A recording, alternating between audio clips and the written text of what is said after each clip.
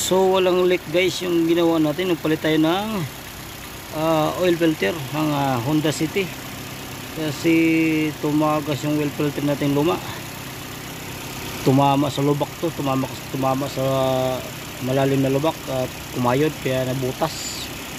So napalitan natin na bago. So okay na, wala na siyang leak. Kaya pala naubos yung langis ko, dandahan siyang naubos na sa loob lang 3 araw. Ubos.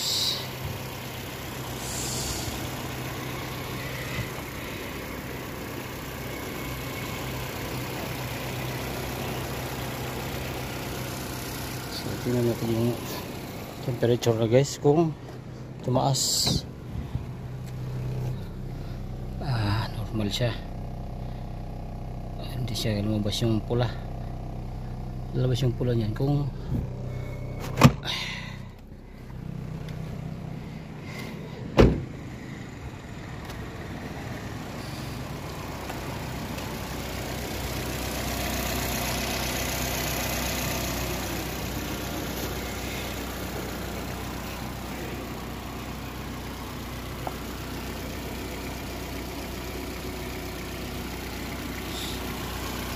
siyang kaso lang, linis na lang kulang ito guys. Bukas natin ito linisin.